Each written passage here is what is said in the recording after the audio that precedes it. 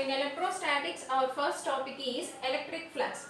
Generally, flux means number of lines passing through unit area, right? Like that, what is electric flux? Total number of electric lines of force passing through the surface which is normal to the surface. This is the definition of the electric flux. In order to explain electric flux, we consider the electric field as shown in the figure. Also consider a small closed surface with irregular in shape. Next, divide this closed surface into small elementary squares. Each square is represented by the vector del S, and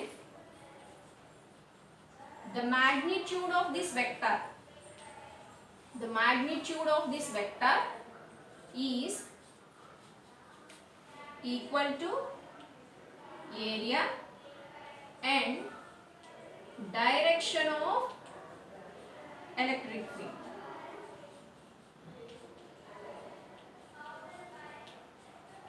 Right? The magnitude of this vector is equals to the area and direction of the electric field. Electric field is represented by letter E. Here the electric field is in outward direction.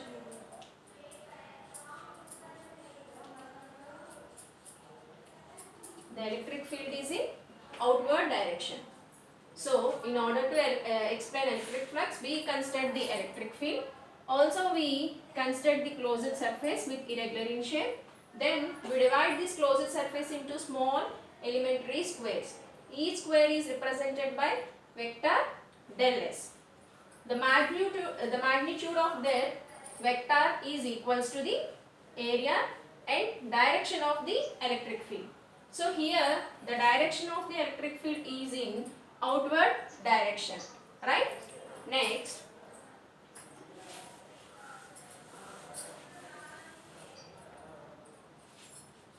then the total electric flux is given as phi E equals to surface integral E del S. So, when we see each square, it is the vector del S. The direction of the electric field is like this by making an angle theta, right? So that here E del S is represented as E ds cos theta. Then E cos theta ds. Therefore, phi equals to Ea cos theta. This is the electric flux of the closed surface, right? Next topic is Gauss law.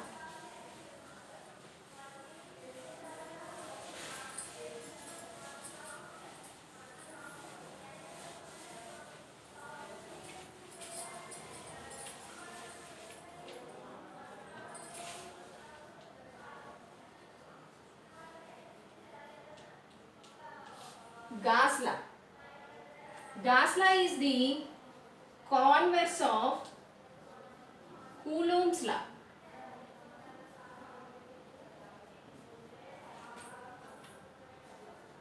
What is Coulomb's law? The force of attraction or repulsion between the 2 point charges is directly proportional to the product of the charges and inversely proportional to the square of the distance between them. Here the Coulomb's law is used to calculate E, whereas Gauss law is used to determine the charge provided with E.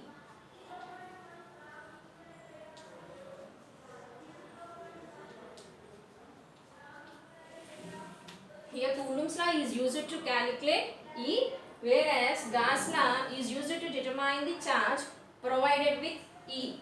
So next, coming up to Gauss law definition.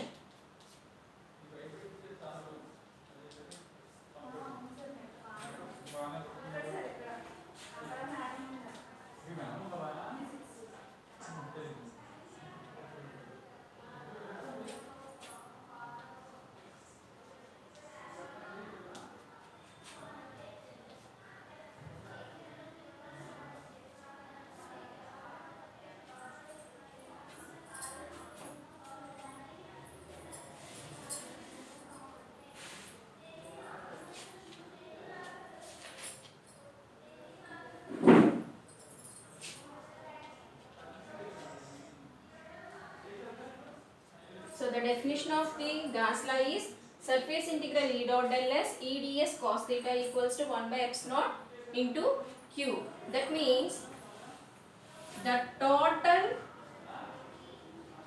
normal electric flux,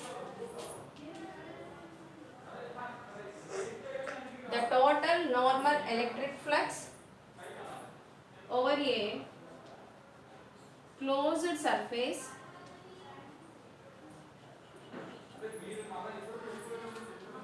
is equals to the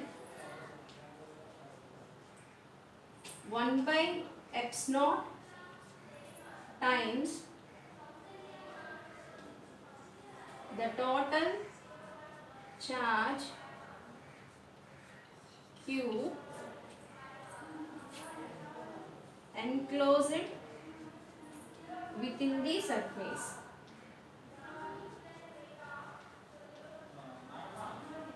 So right.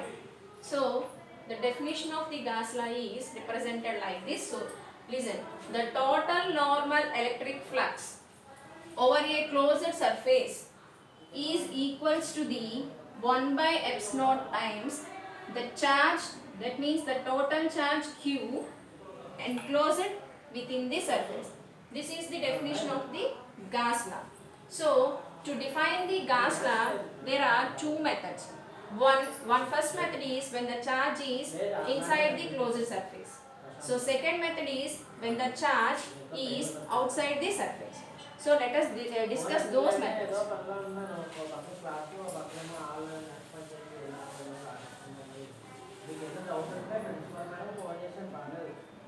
So first method.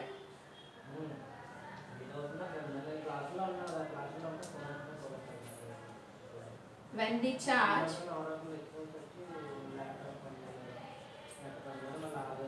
within the surface.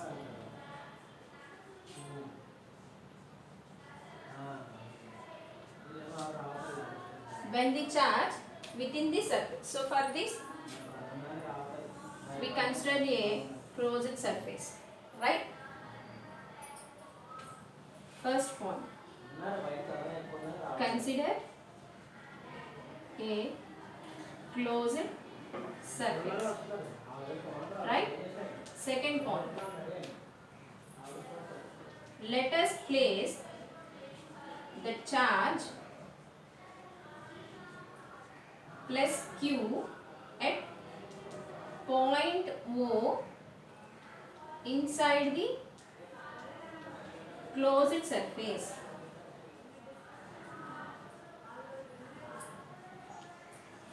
Let us place the charge plus Q at point O inside the closed surface, right? Next, third point. Also place the point P on the surface at a distance R from O. Place a point P on the surface at a distance R from O. So next,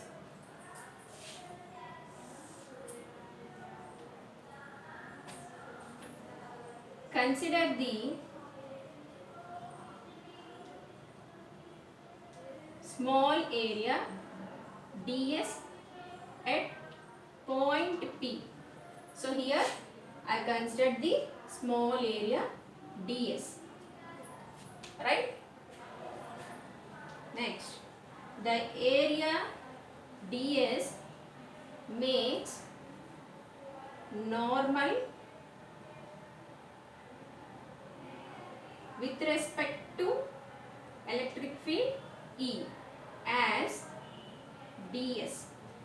So the area ds makes a vector nor ds which is normal to the electric field E along OP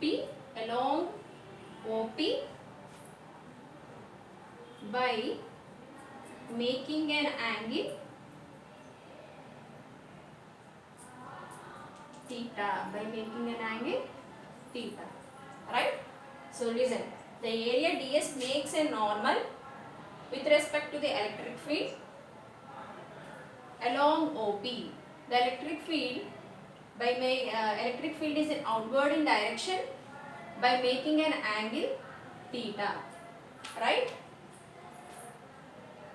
From the point O, the subtended angle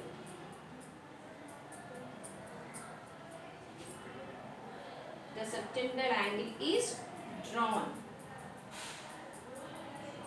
like this.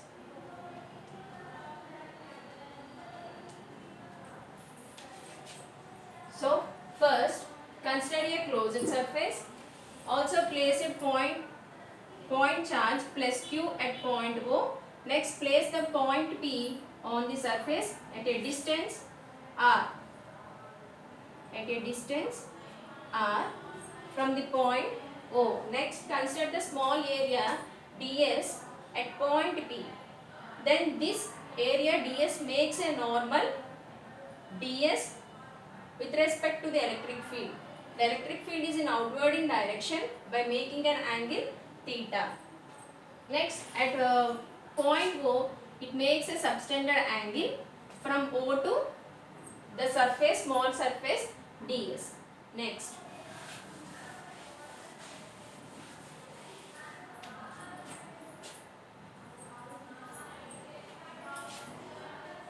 the electric flux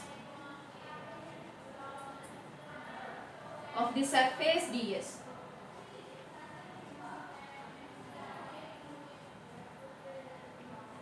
So d phi e equals to surface integral E ds cos theta, right?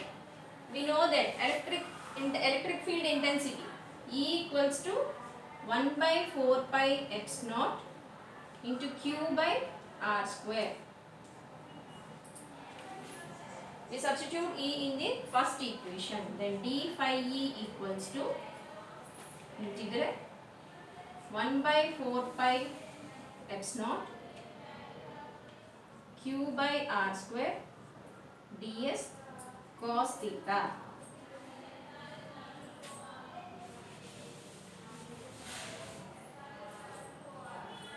Sorry, here we take the electric flux of the small surface ds.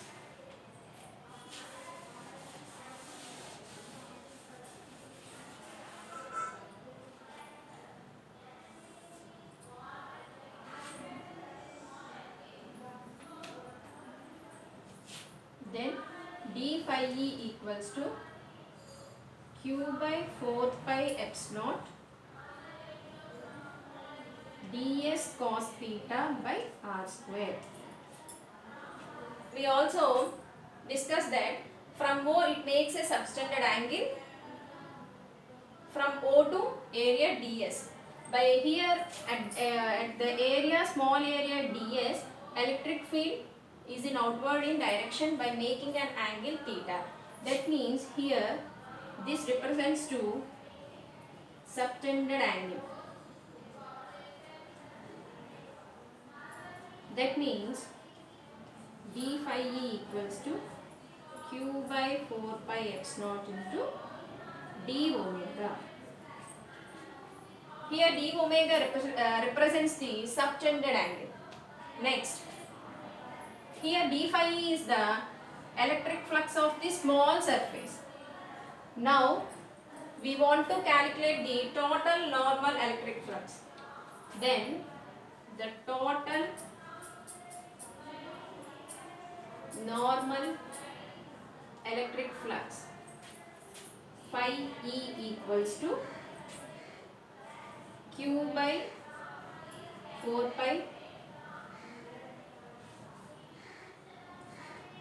4 pi epsilon naught into 4 pi. Then 4 pi cancel. Phi E equals to 1 by epsilon naught into q. So, the total normal electric flux of the closed surface represented as 1 by epsilon naught times the total charge q enclosed within the surface. Then it proves the Gauss law. Right? Second condition, when the charge is in outside of the surface. So, second condition, when the charge is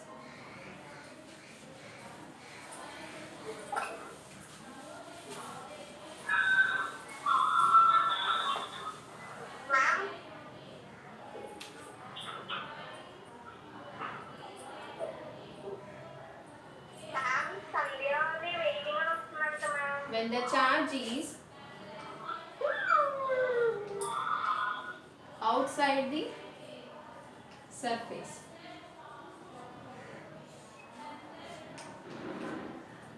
When the charge is outside the surface, for this also we consider the closed surface. Right? So, first let us consider the charge at point O outside the surface.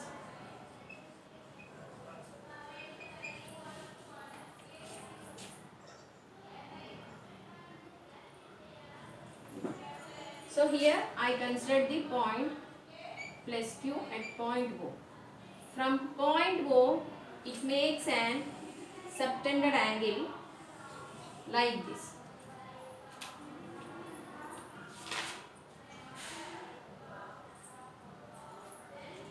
So it makes a subtended angle like a cone.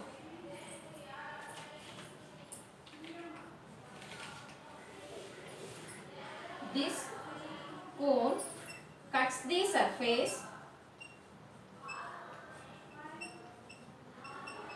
at ds1, ds2, ds3 and ds4 at the points P, Q, R, S. So here the small area is ds1, this is ds2 and this surface is ds3 and this is ds4. So I represent this point as P, Q, R and S. So here remember that when the direction of electric field is inward in direction, when the electric field is in inwards direction, then it takes as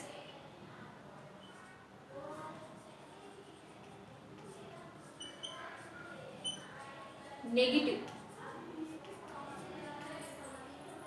When the direction of the electric field is outwards,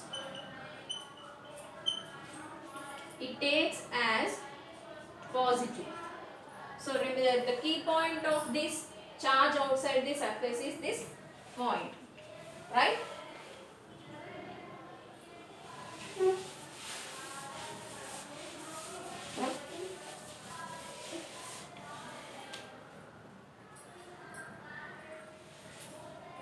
the electric flux of this surface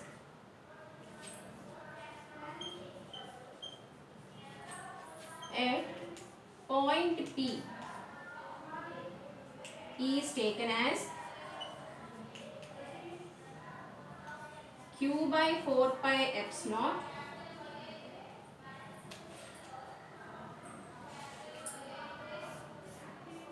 minus, because the direction of the electric field is like this. Next, the direction of the electric field at ds2 is outward in direction. Next, the direction at the small area ds is like this. It is outward in direction. So when it is inward in direction, we take it as negative. Then at Q by 4 pi epsilon into d omega. Then the electric flux at point R minus Q by 4 pi epsilon into d omega, right? Next, at S, Q by 4 pi epsilon into d omega. Here d omega means it is the subtended angle. It makes a angle like a cone, right? So therefore total electric flux equals to 0. Why? Minus plus minus plus. Then total electric flux is equals to 0. This condition is obeyed for any cone. This condition is obeyed for any cone. That means what? When the charge is outward the surface, then the electric flux is equals to the 0. When the charge is inside the surface, then the electric flux is equals to the 1 by epsilon times the total charge Q enclosed within the surface. This is about Gauss law.